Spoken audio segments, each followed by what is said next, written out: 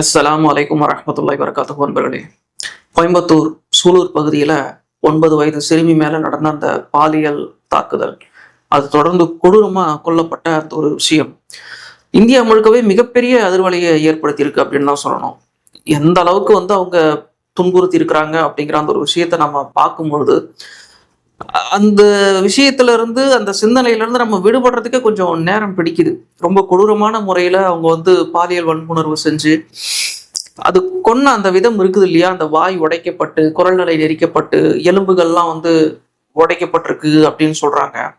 அந்த நேரம் அந்த குழந்தைக்கு எப்படி இருந்திருக்கும்? எவ்வளவு துடிச்சிருப்பா, வேண்டாம் என்ன விட்டுருங்கன்னு கெஞ்சிருப்பா. இது போக ஒரு நம்பிக்கை இருக்கும்ல, யாராவது நம்மளை காப்பாத்திட மாட்டாங்களா அப்படின்னு. அந்த கடைசி நேர திகில் அனுபவிச்ச அந்த குழந்தைக்கு எப்படி இருக்கும் அப்படின்னு நம்ம பார்க்கும் பொழுது உண்மையிலேயே நமக்கே மனசெல்லாம் பதறுது. ஆனா 2 பேரை குற்றவாளிகள் அப்படிங்கிற பேர்ல கைது பண்ணியிருக்கிறாங்க. கைது பண்ண அந்த குற்றவாளிகளுக்கு அவங்க கடுமையான ஒரு தண்டனை கொடுப்போம் அப்படின்னு சொல்றாங்க. கடுமையான தண்டனை அப்படின்னா என்ன தண்டனை அப்படிங்கிறது நமக்கே தெரியும். ஒண்ணு மரண தண்டனையா இருக்கும், இல்லைன்னா வாழ்நாள் சிறை, அவ்வளவுதான். சரி, குற்றவாளிகளை கடுமையா தண்டிச்சிட்டீங்க, நீங்க திருப்தி பட்டுக்கிட்டீங்க. ஆனா இது மாதிரியான தவறுகள் நடக்காம தடுக்க முடியுமாங்கிற ஒரு கேள்வி வருது இல்ல. நாளுக்கு நாள் இந்த மாதிரியான தவறுகள் அதிகமா நடந்துகிட்டே இருக்கே தவிர, குற்றவாளிகளை கடுமையா தண்டிக்கிறது மூலியமா இந்த குற்றங்கள் குறையிற மாதிரி நமக்கு தெரியலையே. நாளுக்கு நாள் இந்த குற்றங்கள் அதிகரிக்குதே தவிர குறையிற பாடு இல்லையே. அது எப்படி குறைக்கிறது அப்படிங்கிற ஒரு சிந்தனை கூட இன்னைக்கு யாருக்கும் இல்லாம போயிருக்குது இல்லையா. அதாவது ஒரு இடத்துல குற்றம் நடக்குது, குற்றம் நிகழ்த்துறவனுக்கு கடுமையான தண்டனை கொடுக்கணும், மாற்று கருத்து கிடையாது. ஆனா அந்த குற்றம் நடக்காம தடுக்கிறதுக்கான என்ன மாதிரியான நடவடிக்கைகள் நாம எடுக்கணும், இந்த சிந்தனைக்குள்ள இன்னைக்கு யாருமே இல்லை. நாமளே இன்னைக்கு எப்படி சிந்திக்கிறோம் அப்படின்னா, ஒருத்த இந்த குற்றம் செஞ்சுட்டான், ஒரு பொண்ணை கற்பழிச்சிட்டான் அப்படின்னா அவனுக்கு அந்த தண்டனை கொடுத்துடணும். கற்பழிப்போட சேர்த்து இவன் அந்த பெண்ணை கொண்டு இருக்கான் அப்படின்னா அவனுக்கு இந்த தண்டனை கொடுக்கணும். இப்படிதான் இருக்கே தவிர இதை எப்படி தடுத்து நிறுத்துறது அப்படிங்கிற அந்த ஒரு தீர்வு இன்னைக்கு யார் கையிலையும் இல்லை அப்படிங்கிறத நம்மளால உணர முடியுது. ஒரு 20 வருஷம் 25 வருஷம் 30 வருஷத்துக்கு முன்னாடி இல்லாத விஷயங்கள் இன்னைக்கு நடந்துகிட்டே இருக்கு. அன்னைக்கு ஆணாதிக்க சமுதாயம் அப்படின்னு சொன்ன அந்த சமுதாயத்துல இந்த பிரச்சனைகள் வரல.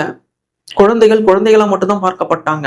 அதே மாதிரி திருமணமான பெண்கள் கண்ணியமாக பார்க்கப்பட்டார்கள் பிற ஆண்களால, நான் சொல்றது. ஆனா இன்னைக்கு வயது வரம்பே கிடையாது, பிறந்துட்டாலே போதும். அது ஒரு பெண் குழந்தையாக இருந்தால் மிக நிச்சயமாக தன்னுடைய மன இச்சைக்கு பயன்படுத்தி கொள்ளலாம் அப்படிங்கிற ஒரு நிலைக்கு இன்னைக்கு நிலைமை போயிருக்கு. ஒரு வக்கரமான ஒரு சிந்தனை இன்னைக்கு உருவாகி இருக்கிறத நம்ம பாக்குறோம்.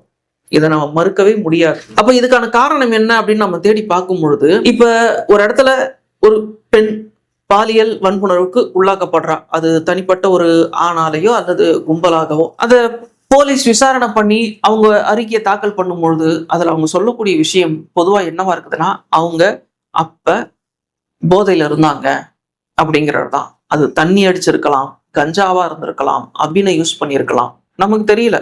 ஆனா இது மாதிரியான சம்பவங்களை அவங்க செய்யும் பொழுது அவங்க போதையில இருந்திருக்கிறாங்க. இதுதான் பொதுவா எல்லா வழக்குகள்லயும் போலீஸ் தாக்கல் பண்ணக்கூடிய இந்த அறிக்கைகள்ல இருக்குது. அப்ப இந்த போதை அப்படிங்கிறது எப்படிப்பட்டது, அது என்ன மாதிரியான வேலையை செய்யுது அப்படின்னு நம்ம பார்த்தோம் அப்படின்னா, நம்ம இதுல இருந்து ஓரளவு தப்பிக்க முடியும். நிரந்தரமான ஒரு தப்பிக்கக்கூடிய வழியும் குரான் சொல்லுது. மிக அழகான ஒரு விஷயத்தை குரான் தெளிவா சொல்லுது. குரான் சொல்லக்கூடிய வழிமுறைகளை நாம் பின்பற்றணும் அப்படின்னு சொன்னா விதிவிலக்கா மட்டும்தான் பெண்கள் பாதிக்கப்படுவாங்களே தவிர, இப்படி 20 நிமிஷத்துக்கு ஒரு பெண் கற்பழிக்கப்படுறா அப்படிங்கிற அந்த ஒரு புள்ளி விவரம், அதே மாதிரி குழந்தைகள் கற்பழிக்கப்பட்டு கொல்லப்படுகிறார்கள் அப்படிங்கிற இந்த மாதிரியான நிகழ்வுகள், இதுல இருந்து முற்றிலுமாக நம்மளால விடுபட முடியும். அந்த அளவிற்கான தீர்வு குரான் உள்ள வச்சுக்கிட்டு இருக்குங்கிறத நம்ம உறுதியாவே சொல்ல முடியும். சரி, முதல்ல இந்த போதை எப்படிப்பட்டதா இருக்குது அப்படிங்கிறத நம்ம பார்ப்போம். போதையை பொறுத்த வரைக்கும் அது விஸ்கியா இருக்கட்டும், பிராந்தியா இருக்கட்டும், பட்ட சாராயமா இருக்கட்டும், எதுவா இருக்கட்டும், அல்லது கஞ்சாவா இருக்கட்டும், எல்லாமே போதை தான். என்ன, அந்த போதைகள் ஒவ்வொரு பொருளையும் வேறுபடும். உதாரணத்துக்கு பிராந்தி அதிகமா போதை தரலாம், விஸ்கி கொஞ்சம் கம்மியா போதை தரலாம், ரம்மு கொஞ்சம் அதிகமா போதை தரலாம், பட்ட சாராயம் மிக அதிகமான போதை தரலாம். எல்லாத்தையும் மிஞ்சுற மாதிரி ஒரு போதையை கஞ்சாவால கொடுக்க முடியும். அப்ப இந்த மாதிரியான போதை பொருட்கள் அந்த பொருளுக்கு ஏற்ற மாதிரி போதையை மனுஷனுக்கு உண்டாக்குதுன்னு வைங்களேன். அப்படி உண்டாக்குற இந்த போதை மனிதர்களுடைய உணர்வுகளை அப்படியே வெளிப்படுத்தக்கூடிய ஒரு ஒரு ஒரு நிலையை அது தனக்குள்ள வச்சிருக்கு. உதாரணத்துக்கு ஒரு மனுஷன் கோபமா இருக்கும் பொழுது அந்த கோப உணர்வோடவே தண்ணி அடிக்கிறான், அதாவது போதையை அவன் எடுத்துக்கிறான்னு வைக்கலாம். அந்த கோப உணர்வை அப்படியே அவன் வெளிப்படுத்துவான். அதை போதை செய்யும். சந்தோஷமா இருக்கும் பொழுது ஒருத்தன் போதையை எடுக்கிறான் அப்படின்னு சொன்னா அந்த சந்தோஷ உணர்வை அவன் வெளிப்படுத்திக்கிட்டே இருப்பான். அதாவது சந்தோஷமான நிலையில ஒருத்தன் தண்ணி அடிக்கிறான் அப்படின்னு சொன்னா வீட்டுல எல்லார்கிட்டயும் அவன் சந்தோஷமா பேசுறது பழகிறத நம்ம பார்க்க முடியும். சென்டிமெண்டலான ஒரு டயத்துல, எமோஷனலான டயத்துல அவங்க போதையை எடுத்துக்கிறாங்க அப்படின்னு சொன்னாக்க மிதமிஞ்சிய ஒரு எமோஷனலான ஒரு நிலையை அவங்க அடைஞ்சிருவாங்க. அந்த போதையில அவங்க அழுதுகிட்டே இருப்பாங்க.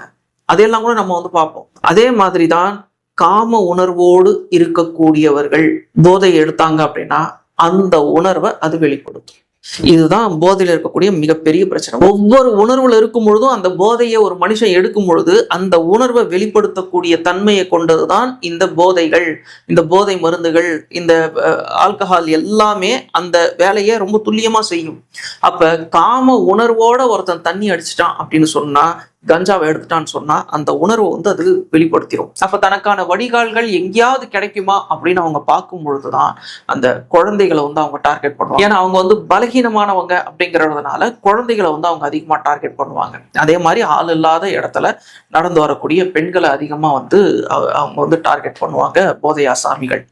அப்போ இந்த போதைங்கிறது எவ்வளவு கொடூரமான ஒரு விஷயம்ங்கிறத நம்ம இந்த இடத்துல பாக்குறோம். ஆனா அரசாங்கமே இந்த போதை பொருட்களை விற்கிறாங்க, மக்களை வாங்கறதுக்கு ரொம்ப ஊக்கப்படுத்துறாங்க அப்படிங்கிற அந்த ஒரு விஷயத்தை பார்க்கும்பொழுதுதான் ரொம்பவும் கவலையா இருக்கு.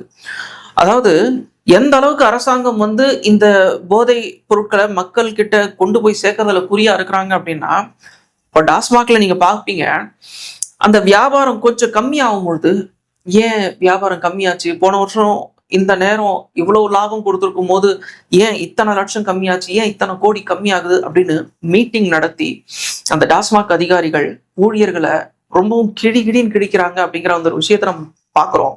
வீடியோவாவே வருது, திட்டுறாங்க. அது எப்படி நீங்க சேல்ஸ் கம்மியாக வைக்கலாம், எப்படி கம்மியாக விடலாம், நீங்க கூலிங் கம்மியா பீரை கொடுத்துட்டீங்களா, கூலிங் கம்மியா நீங்க பாட்டில கொடுக்குறீங்களா அப்படிங்கிற அளவுக்கு ஊழியர்களை கிடின்னு கிழிக்கிறத நம்ம பாக்குறோம். அப்ப இது ஒரு தவறான ஒரு செயல் தான். சரி, இந்த போதைகளை வரைமுறை இல்லாம இன்னைக்கு இளைஞர்கள் எடுக்கிறதுக்கான காரணம் என்ன அப்படிங்கிற அந்த விஷயத்தை தேடி நம்ம போகணும்ல. ஒரு 25-30 வருஷத்துக்கு முன்னாடி தண்ணி அடிக்கிறதுங்கிறது ரொம்ப கெட்ட செயலா பார்க்கப்பட்டுச்சு. யாருக்கும் தெரியாம கொஞ்சமா குடிச்சிட்டு வீட்டுக்கு டீசெண்டா படுத்துக்கிட்டு இருந்தாங்க. சில பேர் ஒன்னா தெருவுல படுத்து உருளலாம். அதுவும் 30-40 வருஷத்துக்கு முன்னாடி பார்த்தோம் அப்படின்னா அந்த தண்ணி அடிக்கிற அந்த பக்கமே யாரும் போக மாட்டாங்க. சில பேர் விதிவிலக்காக தான் தண்ணி அடிச்சுக்கிட்டு இருப்பாங்க. அதுதான் இன்னைக்கு நிலைமை. ஆனா இன்னைக்கு இந்த போதையை தேடி இளைஞர்கள் சாரையா வர்றதுக்கு காரணம் என்ன? இன்னைக்கு அரசாங்கத்துடைய கஜானாவை இந்த டாஸ்மாக் பெருமளவு நிரப்புது அப்படின்னு சொல்லும் பொழுது அதுக்கான காரணம் என்ன அப்படின்னு நம்ம பின்னாடி தேடி பார்க்க வேண்டிய ஒரு சூழ்நிலை இன்னைக்கு வருது. காரணம் என்ன அப்படின்னா, இந்த பெண்கள் குழந்தைகள் மீதான வரம்பற்ற தாக்குதல்கள் நிறுத்தப்பட வேண்டும் அப்படின்னா நம்ம இதுக்கான காரணத்தை தேடி போக வேண்டி இருக்குது. போதையில ஒருத்தன் இந்த மாதிரியான தவறு செய்யறான், சரி, ஆனா அந்த போதையை அவன் ஏன் எடுக்கிறாங்கிற கேள்வியை நம்ம பார்க்கும் பொழுதுதான் அவனுக்கான எந்த ஒரு சூழலும் தேவையையும் நாம நிறைவேற்றக்கூடிய நிலையில வைக்கல. அவனுக்கு எந்த நேரத்துல என்ன தேவைப்படுதோ இயற்கையான உணர்வுக்கு அது அவனுக்கு கிடைக்கக்கூடிய இடத்துல இல்லை அப்படின்னு சொல்லும் பொழுது அவன் மன உளைச்சலுக்கும் மன அழுத்தத்துக்கும் உள்ளாகி போதையை தேடி போகிறான். புரியல இல்லையா? அதாவது இப்ப நமக்கு பசி அதிகமா இருக்குது அப்படின்னா என்ன அர்த்தம்? நம்ம சாப்பிட தயாராயிட்டோம்னு அர்த்தம், சாப்பிடணும்னு அர்த்தம். தாகமா இருக்கு அப்ப என்ன அர்த்தம்? தண்ணி குடிக்கணும்னு அர்த்தம், தண்ணி குடிக்க நம்ம தயாராயிட்டோம்னு அர்த்தம். அப்ப பருவம் அடைஞ்சிட்டாங்க அப்படின்னா என்ன அர்த்தம்? பருவம் அடைஞ்சிட்டாங்க அப்படின்னா அவர்களுடைய தேவைக்கு அவர்கள் தயாராயிட்டாங்கன்னு அர்த்தம். அப்ப கண்ணியமான முறையில அவர்களுக்கு திருமணம் செய்து வைக்கணும்னு அர்த்தம். இப்படிதான் 30 வருஷத்துக்கு முன்னாடி 40 வருஷத்துக்கு முன்னாடி வரைக்கும் இந்த உலகம், இந்தியான்னு இல்ல ஒட்டுமொத்த உலகமும் மிகச்சரியா இயங்கிக்கிட்டு இருந்தது. பருவம் அடைஞ்சிட்டாங்க அப்படின்னு சொன்னா அவர்களுக்கு அந்த இயற்கையான உணர்வுகளை கட்டுப்படுத்துறதுங்கிறது கஷ்டம். அப்ப அவங்களுக்கு அது பெண்களா இருந்தாலும் சரி ஆண்களா இருந்தாலும் சரி திருமணம் செஞ்சு வச்சிருவாங்க. நம்ம இது பல வீடியோக்கள்ல இந்த விஷயங்களை பத்தி பேசியிருக்கோம். அதனாலதான் பழைய தலைவர்களும் எல்லாமே நம்ம வந்து உதாரணத்துக்கு கொண்டு வருவோம். காந்திக்கு எத்தனை வயசுல கல்யாணம் ஆச்சுன்னு எடுத்து பாருங்க, 14 வயசு இல்ல 15 வயசு. பாரதியாருக்கு 13 வயசுல கல்யாணம் ஆயிருக்கும். அதே மாதிரி சுபாஷ் சந்திர போஸ் அவர்களுக்கு 15 வயசுல கல்யாணம் ஆயிருக்கும். கருணாநிதி அவர்களுக்கு 17 வயசு, எம்ஜிஆர் அவர்களுக்கு 17 வயசு இல்ல 15 வயசு, பெரியார் அவர்களுக்கு 17 வயசுன்னு நினைக்கிறேன். இப்படி நம்மளுடைய எல்லா தலைவர்களுடைய திருமண வயதும் பருவ வயதில் தான் இருக்கும், டீனேஜ்ல தான் இருக்கும். அப்ப அவர்கள்கிட்ட அந்த ஒழுக்கம்ங்கிறது இருந்தது. இன்னைக்கு நாம என்ன பண்ணிட்டோம் அப்படின்னா, இந்த சமூக நீதிங்கிற பேர்ல, பெண்கள் பாதுகாப்பு அப்படிங்கிற பேர்ல இந்த திருமணத்துக்கு வயது வரம்பை கொண்டு வந்து வச்சுட்டோம். 18 வயசுக்கு கீழே பெண்களுக்கு திருமணம் செய்தால் அது ஒரு மிகப்பெரிய குற்றம் அப்படிங்கிற ஒரு நிலையை கொண்டு வந்து வச்சு, தமிழ்நாடு மாதிரியான மாநிலங்கள்ல இந்த சட்டத்தை ரொம்ப தீவிரமா அமல்படுத்தணும். இதோடைய விளைவு இன்னைக்கு என்ன மாதிரியான தாக்கத்தை ஏற்படுத்தியிருக்குன்னு பாருங்க. அதுவும் 18 வயசுங்கிறது கொஞ்சம் ஒரு வருஷம் 2 வருஷத்துக்கு முன்னாடி வரைக்கும். இப்போ வந்து ஒரு பெண்ணுக்கு திருமணம் ஆகணும் அப்படின்னா பெண்ணுக்கும் 21 வயசு இருக்கணும், ஆணுக்கும் 21, பெண்ணுக்கும் 21 வயசு இருக்கணுங்கிறது தான் இன்னைக்கு சட்டம் இருக்கக்கூடிய நிலைமை. அப்ப இதனால என்ன ஆயிடுச்சு அப்படின்னா, அந்த திருமண வயது அப்படிங்கிறது சரியான வயது அந்த பருவ வயது தான். அதுக்குதான் பருவ வயசுன்னே பேரு. திருமண பருவத்தை அடைந்து விட்டார்கள்ங்கிறதுக்காகத்தான் அதுக்கு பேரே பருவ வயசுன்னு அர்த்தம். பருவ காலத்துல அவன் இருக்கான் அப்படின்னா என்ன அர்த்தம்? திருமணத்துக்கான பருவ காலத்தை அவன் எட்டிட்டான்னு அர்த்தம். ஆனா அந்த வயசு திருமணம் செய்யறதுக்கு சட்டவிரோதமான வயதாக மாற்றப்பட்டு அது கொஞ்சம் கொஞ்சமா எக்ஸ்டெண்ட் பண்ணி இன்னைக்கு 21 வயசு வரைக்கும் கொண்டு வந்துட்டோம். அதே சமயம் 21 வயசு முடிஞ்ச உடனே திருமணம் செய்ய முடியுமானா இல்ல. இன்னைக்கு இருக்கக்கூடிய இந்த கால சூழல் மாற்றப்பட்டு படிக்கணும் படிக்கணும் படிக்கணும், படிச்சுக்கிட்டே இருக்கணும், அதுக்கப்புறம் வேலைக்கு போகணும், 30-31 வயசுக்கு அப்புறம் தான் திருமணமே அப்படிங்கிற சூழல் இன்னைக்கு உருவாயிருக்கு ஆண்களுக்கும் பெண்களுக்கும். இதோடைய விளைவு என்ன அப்படின்னா, இந்த இளைஞர்களுடைய அந்த மனக்குமுறல் ரொம்ப அதிகமா இருக்கும். இளைஞர்களுக்கு வந்து அந்த பருவம் அடைஞ்ச உடனேயே ஆண்களுக்கு வந்து அந்த பசங்களுக்கு மனசு வந்து ரொம்ப கொந்தளிப்பா இருக்கும். அது பெண்களால அந்த உணர்வை வந்து புரிஞ்சுக்கலாம் முடியாது. வேணா சைக்காட்ரிஸ்டுகள் கிட்ட வேணா நீங்க கேட்டு பாருங்க, ஏதாவது ஒரு வடிகால் கிடைக்குமா அப்படின்னு அவங்க தேடிக்கிட்டே இருப்பாங்க. இதுதான் நிஜம். அப்ப வேற வழி இல்லாம தங்களை டைவர்ட் பண்றதுக்காக அந்த போதை பொருட்களுக்குள்ள அவங்க அடிமையாகிறாங்கிறது தான் யதார்த்தமான விஷயம். போதை பொருட்களுக்கு அவங்க அடிமை ஆகும் பொழுது எந்த உணர்வுல அவங்க பெரும்பாலும் அதை அடிக்கிறாங்களோ, அந்த போதையை எடுக்கிறாங்களோ, அது குடிச்சாலும் சரி அல்ல ஊசி அந்த மாதிரியான விஷயங்களை அவங்க பயன்படுத்தினாலும் சரி, தனிமையில யாரும் இல்லாத இடத்துல அவங்க வந்து அதை பயன்படுத்துறாங்க. அது வரைக்கும் பிரச்சனை இல்லாம இருக்கு. சில நேரங்கள்ல அவங்க காம உணர்வுகள்ல இருக்கும் பொழுது அந்த போதையை எடுக்கும் பொழுது அந்த நேரத்துல குழந்தைகளோ, அதாவது பெண் குழந்தைகளோ பெண்களோ ஆள் நடமாட்டம் இல்லாத இடத்துல வரும் பொழுது இந்த மாதிரியான பசங்க கிட்ட சிக்கும் போது மிகப்பெரிய பிரச்சனைகளுக்கு உள்ளாகிறாங்க.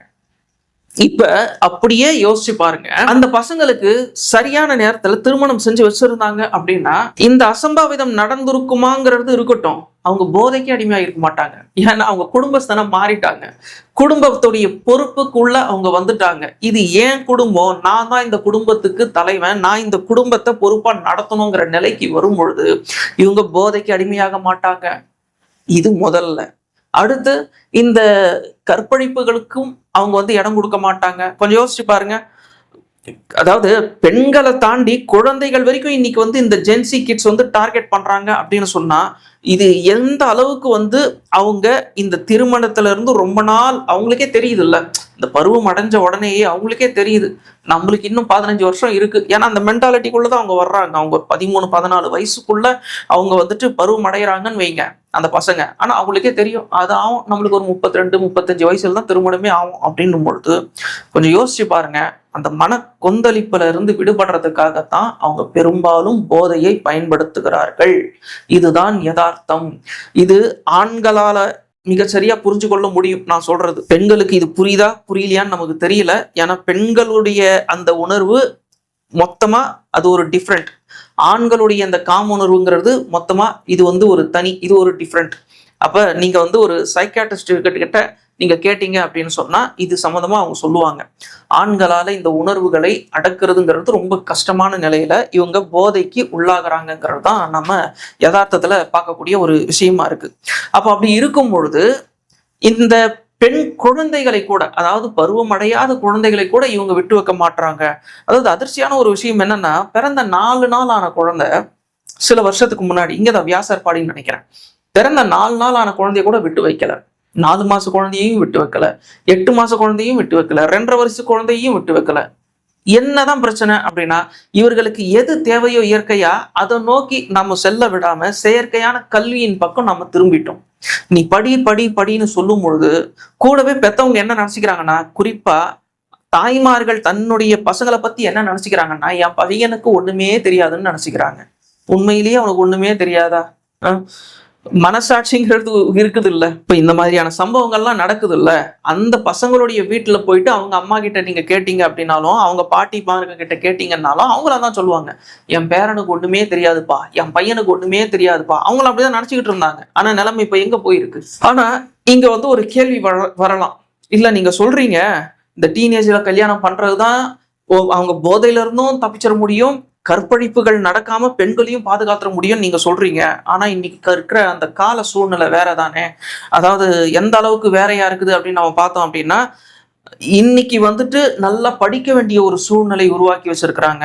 அதுக்கப்புறம் வேலைக்கு போய் மாச சம்பளம் வாங்கக்கூடிய ஒரு சூழ்நிலையில் தான் நம்ம இருந்துகிட்டு இருக்கிறோம் அப்படின்னு வந்து சொல்றாங்க. அப்ப இந்த சூழ்நிலையில பொருளாதார சிக்கல் மிக அதிகமா இருக்கிறதுனால பருவம் அடைஞ்ச உடனேயே இப்படி திருமணம் செய்யறது சாத்தியமாகும்.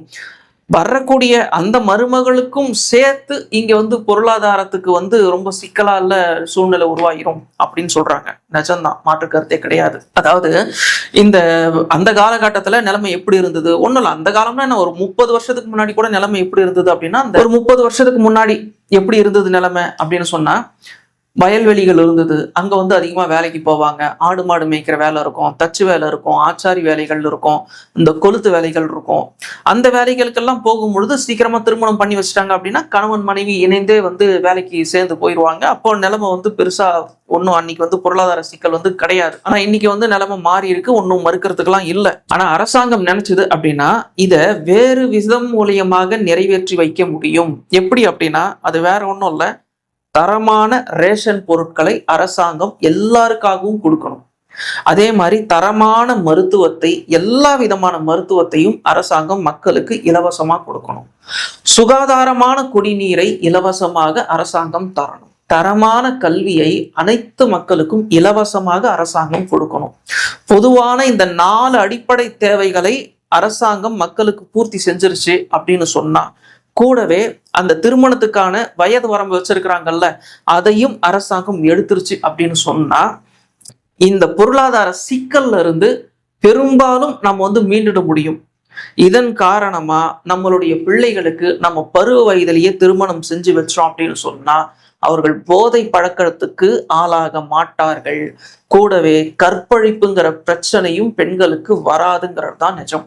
எந்த கல்யாணம் ஆனவர்களும் பெரிய அளவுல பெண்களை சீன்றது இல்லை, அது நமக்கே தெரியுது. 60 வயசு முதியவர் வந்து 10 வயசு பொண்ணு கற்பழிச்சிட்டார் அப்படின்லாம் சொல்றாங்க. நீங்க டீப்பா போய் பாத்தீங்கன்னா தெரியும், அவருக்கு மனைவி இருக்காது, மனைவி இறந்து பல வருஷங்கள் ஆயிருக்கும். அப்ப எங்க சிக்கல் வருதுன்னு உங்களுக்கு தெரியுதா? எல்லா நிலையிலும் துணை தேவை அப்படிங்கிறதுனாலதான் குரான்ல அல்லாஹ் திருமணம் செய்யும் பொழுது அதுக்கு அல்லாஹ் வச்சிருக்கிற ஒரு வரம்பு பருவ வயது அடையணும் அப்படின்னு தான். அதாவது உங்களிடம் இருப்பவர்கள் பருவ வயதை அடைந்து விட்டால் அவர்களுக்கு நீங்கள் திருமணம் செய்து வைத்து விடுங்கள். இதுதான் குரான் வசனம். அப்ப அந்த திருமணத்தை செய்து வைக்கும் பொழுது அவர்கள் ஒருவேளை ஏழையாக இருந்தாங்க அப்படின்னா அல்லாஹ் அவர்களை அதி சீக்கிரமாக தன்னிறைவு பெற்றவர்களாக ஆக்கி விடுவான் அப்படின்னு தான் அல்லாஹ் நமக்கு நம்பிக்கையை கொடுக்கறத நம்ம வந்து பாக்குறோம். அப்ப விரைவாக திருமணம் செஞ்சு வச்சாங்க அப்படின்னு சொன்னா, நீங்க நல்லா கவனிச்சு பாருங்க, ஒரு 30 வயசுக்கு மேல திருமணம் செய்யறதை விட பருவ வயசுலயே திருமணம் செஞ்சு வச்சாங்க அப்படின்னா ஒழுக்கமா இருக்கிறது மட்டும் இல்ல, கணவன் மனைவி அந்யோன்யமா இருக்கிறது மட்டும் இல்ல, அவர்களுக்கு 100% இயற்கன முறையில அவர்கள் குழந்தை பெற்றுக்கொள்வார்கள் மட்டும் இல்ல, அவங்க அந்த குடும்பத்துக்காக மிக அதிகமாக உழைப்பார்கள். ஏன்னா டீனேஜ் ரொம்ப அதிகமா உழைச்சி அவங்க தங்களுடைய குடும்பத்தை தன்னிறைவு பெற்றவர்களாக ஆண்கள் மாற்றி விடுவார்கள். அந்த அடிப்படையில தான் குரான் வசனம் சொல்லுது, பருவம் அடைந்த உடனேயே உங்களுடைய கட்டுப்பாட்டில் இருப்பவர்களுக்கு, அடிமைகளுக்கு கூட நீங்க திருமணம் செஞ்சு வச்சிருங்க, அவர்கள் ஏழையாக இருந்தால் அல்லாஹ் அவர்களை தன்னிறைவு பெற்றவனாக மாற்றி விடுவான் அப்படின்னு சொன்னதுக்கு காரணம், நீ இயற்கையான முறையில எல்லாத்துக்கும் மதிப்பளிச்ச அப்படின்னு சொன்னா நான் வகுத்து வச்ச சட்டப்படி எல்லாமே அவனுக்கு கிடைச்சிரும் அப்படின்னு தான் அர்த்தம். அல்லாஹ்வின் மார்க்கம் இயற்கையானது அப்படின்னு வசனமே இருக்கு. அப்போ உனக்கு தாகம் எடுக்கும் பொழுது நீ தண்ணி குடிக்கிற, அது சரின்னு உனக்கு படுது. பசிக்கும் போது சாப்பிடுற, அது உனக்கு சரின்னு படுது. அப்போ பருவம் அடையும் பொழுது உனக்கு என்ன தேவையோ அத நீ ஏற்படுத்திக்கொள். கண்ணியமான முறையில் திருமணம் செய்து கொள் அப்படிங்கிறது தான் அல்லாஹ் நமக்கு சொல்லக்கூடிய ஒரு மிக முக்கியமான ஒரு விஷயம். அப்ப யோசிச்சு பாருங்க, பல பேர் குழம்பிக்கிட்டே இருக்கிறாங்கல்ல, ஆட்சி செய்யறவங்களா இருக்கட்டும், எதிர்கட்சியா இருக்கட்டும், அதிகாரிகளா இருக்கட்டும், தினம் இது மாதிரியான விஷயங்களை நாங்க ஃபேஸ் பண்ணிக்கிட்டே இருக்கோம். ஆனா தீர்வு கிடைக்க முடியல. நாங்க குற்றவாளிகளை மட்டுமே கடுமையா தண்டிச்சுக்கிட்டு இருக்கிறோம். ஆனா போக போக நாளுக்கு நாள் குற்றங்கள் அதிகமாகிட்டே இருக்கு அப்படிங்கிற அந்த ஒரு விஷயத்த அதிகாரிகளே சொல்றாங்கல்ல, மண்டையை பிச்சுக்கிறாங்கல்ல. எவ்வளவு கடுமையான சட்டத்தை கொண்டு வந்தாலும் இதை சரிப்படுத்த முடியல அப்படிங்கிறாங்கல்ல. போதையை ஒழிக்க முடியல, இந்த கற்பழிப்புகளை ஒழிக்க முடியல, பெண்களை தேவையில்லாம சீன்றத எங்களால கட்டுப்படுத்த முடியல. இவ்வளவுத்துக்கும் தீர்வு பருவ வயசுல திருமணம். அவ்வளவுதான். எல்லாருமே கண்ணியமா மாறிடுவாங்க, சமுதாயமே கண்ணியமா மாறிடும். இவ்வளவுதான் தீர்வு. இதை தாண்டி சில விஷயங்கள் நடக்கிறதுக்கான வாய்ப்புகள் இருக்கு விதிவிலக்கா. அதுலயும் நம்ம மாற்று கருத்து இல்லை. ஆனால் அதுக்கும் குரான்ல தெளிவா தீர்வு இருக்கு. அதுதான் பலதார திருமணம். உங்களால் கட்டுப்படுத்திக் கொள்ள முடியல, உங்களுடைய கண்களை உங்களால கட்டுப்படுத்திக் கொள்ள முடியல, உங்களுடைய மனதை உங்களால கட்டுப்படுத்திக் கொள்ள முடியல, உங்களுடைய உடலை கட்டுப்படுத்திக் கொள்ள முடியல, ஆனா கண்ணியமா இருக்கணும்னு நீங்க விரும்புறீங்க அப்படின்னா நீங்கள் ஒன்றாகவோ, இரண்டாகவோ, மூன்றாகவோ, நான்காகவோ திருமணம் செய்து கொள்ளுங்கள் அப்படின்னு சொல்லுது. அப்ப இந்த திருமணத்தை பொறுத்த வரைக்கும் உங்களுக்கு உடல் தகுதியும் உங்களுக்கு அதிகமான பொருளாதாரமும் இருக்குது அப்படின்னு சொல்லும் பொழுது மிக நிச்சயமாக நீங்கள் கூடுதல் திருமணங்களை கூட செய்து கொள்ளுங்கள் அப்படின்னு குரான் அனுமதிக்குது. இப்போ உங்களுக்கு புரிஞ்சிருக்கும், இந்த திருமண விஷயங்களை பொறுத்த வரைக்கும் ஒரு மனிதன் இந்த உலகத்துல கண்ணியமா வாழணும் அப்படிங்கிறதுக்காகத்தான் இந்த 4 திருமணங்கள் வரைக்கும் கூட அல்லாஹ் அனுமதிச்சதுக்கான காரணம் இந்த சமுதாயம் கண்ணியமாக இருக்க வேண்டும் அப்படிங்கிறதுக்காகத்தான். ஆனா இதை நம்ம எங்க கொண்டு போய் வச்சுட்டோம் அப்படின்னா, சைத்தானுடைய சிந்தனைக்குள்ள போனதுனால இது எல்லாமே ஆணாதிக்கமா தெரியுது. இன்னைக்கு சின்ன வயசுலயே கல்யாணம் பண்ணி வச்சுட்டாங்க, பருவ வயசுலயே கல்யாணம் பண்ணி வச்சுட்டாங்க அப்படின்னா ஆணுடைய ஆதிக்கத்துக்கு கீழே நம்ம போயிடுவோம் அப்படின்னு பெண்கள் கிட்ட தப்பா பிரச்சாரம் பண்ணி அவர்களை ஏடா கூடமா மாத்தி விட்டு இன்னைக்கு நிலைமை எங்க போயிருக்குது அப்படின்னு சொன்னா, அவர்களுடைய வாழ்க்கை துணைய அவங்களே முழுசா தேர்ந்தெடுக்கக்கூடிய நிலைக்கு போயிருக்கிறத நம்ம பாக்குறோம். தனக்கான திருமணம் எங்க நடக்கணும், எப்படி நடக்கணும், எந்த சூழல்ல நடக்கணும், தனக்கு வரக்கூடிய கணவர் எப்படி இருக்கணும், இதெல்லாம் அவங்களே முடிவு செய்யக்கூடிய ஒரு நிலைக்கு போயிருக்கிறத நம்ம பாக்குறோம். இதெல்லாம் ஒரு கட்டத்துல அவங்களை எங்க கொண்டு போய் விடுது அப்படின்னு சொன்னா, ஏமாற்றத்துல கொண்டு போய் விடுது அப்படிங்கிற விஷயத்துல பாக்குறோம். அதுவும் திருமணத்துக்கு பிறகு எதனாலேயே பலவிதமான வாழ்க்கைக்குள்ள நெருக்கடிகளுக்கு உள்ள அந்த பெண்கள் உள்ளாகுறாங்க. அந்த விவாகரத்துக்கான காரணங்கள் கூட திருமணத்துக்கு முந்தி இருந்த அந்த எதிர்பார்ப்புகள் திருமணத்துக்கு அப்புறம் பூர்த்தி ஆகலை அப்படிங்கிறதுக்காகத்தான் அந்த விவாகரத்தை நோக்கியும் பெண் பிள்ளைகள் போறாங்க அப்படிங்கிறத நம்ம பாக்குறோம். அப்ப அந்த சூழ்நிலையில குரான் இதுக்கும் தீர்வு சொல்லுதா அப்படின்னா, ஆமா தீர்வு சொல்லுது. அது எவ்வளவு அழகா சொல்லுது அப்படின்னா, இந்த பெண் பிள்ளைகளுடைய திருமண வாழ்க்கையை பொறுத்த வரைக்கும் பெற்றவர்கள், குறிப்பாக தந்தைமார்கள் தான் ரொம்பவும் என்ன சொல்றது, அது கேர் எடுத்து பண்ணணும் அப்படிங்கிற அந்த ஒரு விஷயத்த ரொம்ப அழகா குரான் சொல்லுது. உங்களுடைய பெண்களுக்கு இணை வைக்கும் ஆண்களை கொடுக்க வேண்டாம் அப்படின்னு சொல்லுது. நம்பிக்கை கொண்ட ஒரு ஆண் உங்களுடைய பெண் குழந்தைகளுக்கு சிறந்தவன் அப்படின்னு சொல்லுது குரான். அப்போ பெண் பிள்ளைகளை பொறுத்த வரைக்கும் அவர்களை திருமணம் செய்து கொடுக்க வேண்டிய பொறுப்பு, அவர்களுக்கான துணையை தேர்ந்தெடுக்க வேண்டிய பொறுப்பு யாருக்கு இருக்கு அப்படின்னா பெத்தவங்களுக்கு இருக்கு. ஆனா இன்னைக்கு சட்டம் அதை அப்படியே மாத்தி எப்படி கொண்டு வந்திருக்கிறாங்க அப்படின்னா, அவர்களுடைய துணையை அவர்கள் மட்டும்தான், அதாவது பெண்கள் மட்டுமே தேர்ந்தெடுக்கணும் அப்படிங்கிற ஒரு நிலைக்கு போயிருக்கிறத நம்ம பாக்குறோம். இப்ப இந்த இடத்துல இருக்கக்கூடிய மிகப்பெரிய பின்னடைவு என்ன அப்படின்னா, நம்மளுடைய மகள் எப்படிப்பட்டவன் நமக்கு தெரியும், அவன் எந்த சூழ்நிலையில வளர்ந்திருக்காங்கிறது நமக்கு தெரியும், அவளுக்கு எது பிடிக்கும் பிடிக்காதுங்கிறது நமக்கு தெரியும். அப்ப இப்படிப்பட்ட ஒரு பிள்ளை எந்த இடத்துல திருமணம் செஞ்சு கொடுத்தா கொஞ்சமாவது அதுக்கேத்த மாதிரி நல்லா இருப்பா அப்படிங்கிறது இந்த பெத்தவங்களுக்கு மிக கண்டிப்பாக 100% தெரியும். அப்ப அதுக்கேத்த மாதிரி தான் அவங்க வரன் பார்ப்பாங்க. அததான் குரானும் சொல்லுது. உங்களுடைய பெண் பிள்ளைகளுக்கு நீங்கள் எப்படி திருமணம் செய்து கொடுக்கணும் அப்படிங்கிற அந்த ஒரு விஷயத்த ரொம்ப தெளிவா சொல்லுது. ஆண் பிள்ளைகளுக்கு அப்படின்னு வரும்பொழுது அது அப்படியே மாறுறதை நம்ம பாக்குறோம். நீங்கள் விரும்பும் பெண்களுக்கு மார்த்தொகை கொடுத்து திருமணம் செய்து கொள்ளலாம் அப்படின்னு. ஏன் ரெண்டுத்துக்குமான வித்தியாசம் என்ன அப்படின்னா, இந்த பெண் பிள்ளைகள் இன்னொரு வீட்டுக்கு போய் வாழ போறாங்க, அந்த சூழலோட அவங்க பழக வேண்டி இருக்கிறது. அப்ப பெத்தவங்க ரொம்ப சூப்பரா என்ன பண்ணுவாங்க அப்படின்னா, இப்ப நம்ம புள்ள அங்க போய் வாழணும், பெண் பிள்ளையா இருக்கா, அப்ப அந்த குடும்பம் எப்படின்னு நம்ம தெரிஞ்சுக்கிட்டு பெண் கொடுப்போம் அப்படிங்கிறது தான் இங்க வந்து சொல்லப்படக்கூடிய ஒரு விஷயம். எவ்வளவு அழகா அப்ப குரான் சொல்லுது பாருங்க. அப்ப அந்த குழந்தையுடைய வாழ்க்கையை நீங்க தீர்மானிங்க அப்படின்னு சொல்லுது குரான். ஆனா திருமணம்ங்கிறது 2 பேர் சம்பந்தப்பட்ட விஷயம் அப்படின்னு சுருக்கி இருக்கிறது இன்னைக்கு இருக்கக்கூடிய சட்டம். இது ஷைத்தானுடைய சட்டம் அப்படின்னு தான் சொல்லணும். அப்ப இந்த சூழ்நிலையில பெண் பிள்ளைகளுடைய வாழ்க்கை இன்னைக்கு பெரும்பாலும் ஏமாற்றமா போகிறதுக்கு காரணம் அவர்களே முடிவு செய்யறது தான். திருமணத்துக்கு முன்னாடி ஏகப்பட்ட எதிர்பார்ப்பு, திருமணத்துக்கு அப்புறம் மொத்தமா அது காலி ஆகும் பொழுது கோர்ட்டுக்கு போய் நிக்கிறாங்க, எனக்கு வந்துட்டு விவாகரத்து வேணும், இவனோட என்னால வாழவே முடியாதுன்னு. அப்ப பெத்தவங்க கிட்ட அவங்க பொறுப்பை படைச்சிருந்தாங்கன்னா இந்த பிரச்சனையே வந்திருக்காது. நீ யாரு, எப்படிப்பட்டவை, எப்படி வளர்ந்துருக்க, எந்த மாதிரியான சூழ்நிலையில உன்னால இருக்க முடியும்னு எங்களுக்கு தெரியும். அதுக்கேற்ற மாதிரி நாங்க ஒரு சம்பந்தம் பார்த்திருப்போம். இதுதான் இங்க இருக்கக்கூடிய விஷயம்.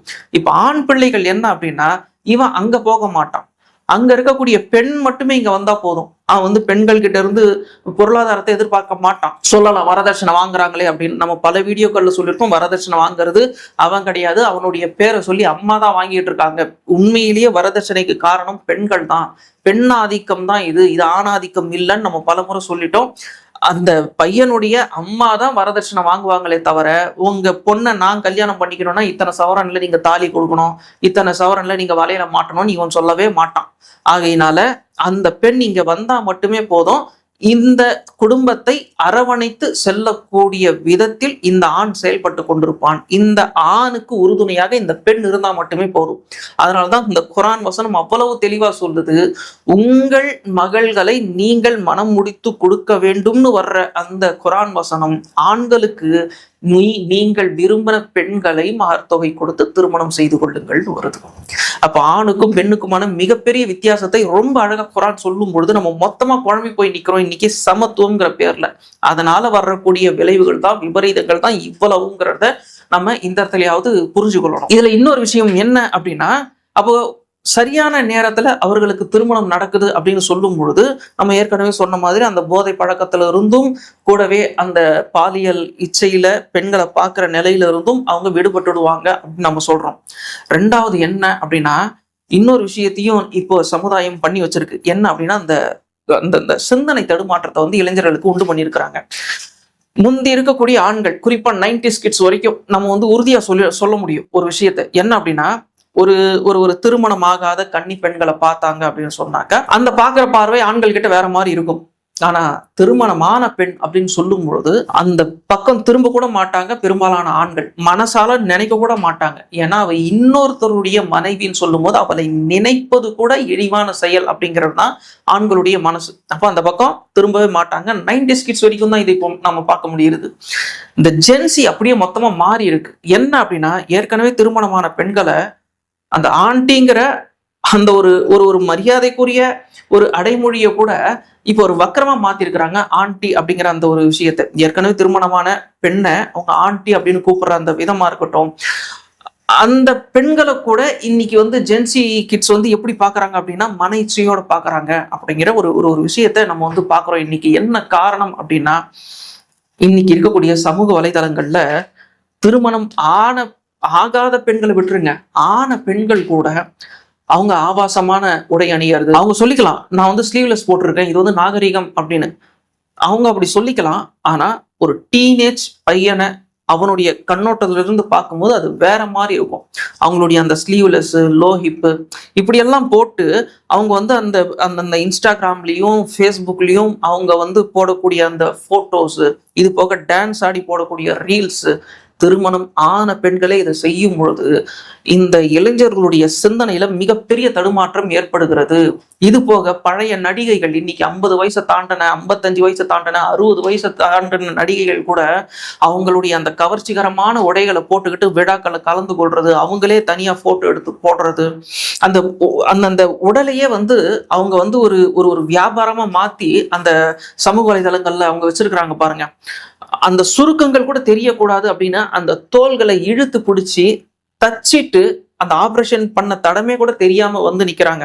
அதனாலதான் இந்த 50 வயசு 60 வயசு நடிகைகளுக்கு கூட இந்த பெருசா அந்த சுருக்கங்கள் இல்லை அப்படிங்கறத நம்ம வந்து பாக்குறோம். இந்த உடலையே அவர்கள் வந்து ஒரு வணிக பொருளா மாத்தி ஒரு அசிங்கமான ஒரு வியாபாரம் தான் அங்க நடந்துகிட்டு இருக்கு. தவிர இந்த நடிகைகள் என்ன பண்றாங்க அப்படின்னா, தன்னுடைய தோலுக்கு மேல வளர்ந்த பசங்க இருக்காங்க, அதை கூட அவங்க மறந்துட்டு தொழில் அப்படிங்கிற பேர்ல, கலை அப்படிங்கிற பேர்ல அவங்க இன்னொருத்தருக்கு ஜோடியா நடிக்கக்கூடிய அந்த விதம், அந்த ரொமான்ஸ் காட்சிகள்ல ஈடுபடக்கூடிய அந்த ஒரு விதம், இது போக அந்த அந்த அந்த மேடை நிகழ்ச்சிகள்ல கூட அவங்க வந்து டான்ஸ் ஆடுறதா இருக்கட்டும், இன்னொருத்தவங்களோட ஆண்களோட அவங்க நெருங்கி உட்காரக்கூடிய அந்த நடனம் ஆடக்கூடிய அந்த நிகழ்வுகள்லாம் எப்படி இன்னைக்கு வந்து ஜென்சி கிட்ஸோடைய அந்த மனநிலைய அந்த மூளையை பாதிச்சிருக்குது அப்படின்னு நம்ம பார்த்தோம் அப்படின்னா, திருமணம்ங்கிறது ஒரு மேட்டரே இல்லை போல் இருக்கு. அவங்களுடைய ட்ரெஸ்ஸை பாருங்க, திருமணத்துக்கு அப்புறமா அவங்க இந்த மாதிரி ட்ரெஸ் தான் அணியிறாங்க, அவங்களுடைய ட்ரெஸ்ஸை வச்சு எல்லாரும் கவரப்படுறாங்க. திருமணமான ஆண்கள் வந்து ஸ்டேஜ்ல அவங்களோட ஆடிக்கிட்டு இருக்கிறாங்க. நடிகை அந்த மாதிரி பண்ணிக்கிட்டு இருக்கும் பொழுது இவர்களுடைய சிந்தனை எப்படி இருக்குதுன்னா, இன்னொருத்தருடைய மனைவியாக இருந்தாலும் பரவாயில்லை அப்படிங்கிற அளவுக்கு சிந்தனை சீர்கெட்டு போயிருக்கிறது. இது உங்களுக்கு எப்படி சொன்னா புரியும் அப்படின்னா, இந்த காடுகள்ல விலங்குகள்லாம் இருக்குது. அது மானா இருக்கட்டும், மயிலா இருக்கட்டும், குரங்கா இருக்கட்டும், புலியா இருக்கட்டும், சிங்கமா இருக்கட்டும். நம்ம எப்போவாவது சுற்றுலாவுக்கு அப்படிங்கிற பேர்ல அங்க போவோம்.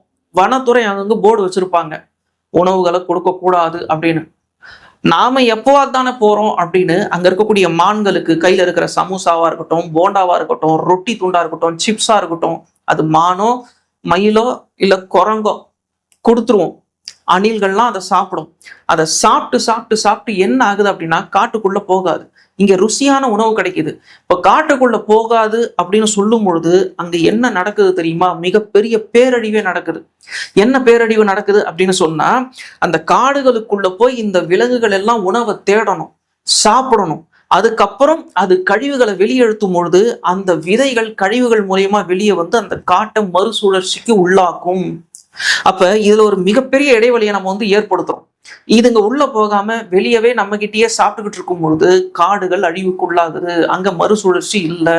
இது போக இன்னொரு விஷயமும் நடக்குது. என்ன அப்படின்னா, இதோடைய சிந்தனைகள் அடுத்த தலைமுறைக்கு கடத்தப்படணும். உதாரணத்துக்கு குரங்கா இருக்கட்டும், மானா இருக்கட்டும், எதுவா இருக்கட்டும், அந்த குரங்குகள் காட்டுக்குள்ள இருக்கும்பொழுது எப்படி இருக்கும்னா, அதுங்களுக்கு தெரியும் இந்த சீசனுக்கு இந்த மலைப்பகுதிக்கு போனா இந்த பூக்கள்லாம் இருக்கும், அந்த பூக்களை நம்ம சாப்பிடலாம் அப்படின்னு. அப்ப அது குழந்தைகளோட கூட்டிட்டு போகும்பொழுது அதை அப்படியே ஒரு பாடமா கத்துக்கும். இந்த சீசன்ல தான் இந்த பூக்கள் இங்க பூக்கும், இந்த சீசன்ல இங்க காய்க்கும், அந்த காயை நம்ம சாப்பிடலாம், இந்த சீசன்ல இங்க பழுக்கும், இந்த பழங்களை நம்ம சாப்பிடலாம் அப்படின்னு அந்த காடு முழுக்க அந்த குரங்குகள் ரவுண்ட் அடிக்கும் பொழுது அடுத்தடுத்த தலைமுறைக்கு அந்த செய்திகள் கடத்தப்படுகிறது. அப்ப நம்ம இங்க உணவு கொடுக்குறோம், நம்ம எப்பயாவது தானே போறோம் அப்படின்னு நம்ம கொடுக்குறோம். இது தினம் அந்த மிருகங்களுக்கு இந்த உணவுகள் கிடைச்சிக்கிட்டு இருக்கும். ஏன்னா நாம எப்பயாவது போறோம். இப்படி எல்லாரும் தினம் தினம் அப்படி வரும் பொழுது இந்த உணவு சங்கிலியில் மிகப்பெரிய இடைவெளியை நம்ம ஏற்படுத்துகிறோம். அதுக்கு நாம சாப்பாடு போடுறது மூலியமா. அப்ப சிந்தனை தடுமாற்றம் அதுக்கு வந்து காடும் அதுவும் பேரழிவு சந்திக்குது இல்ல.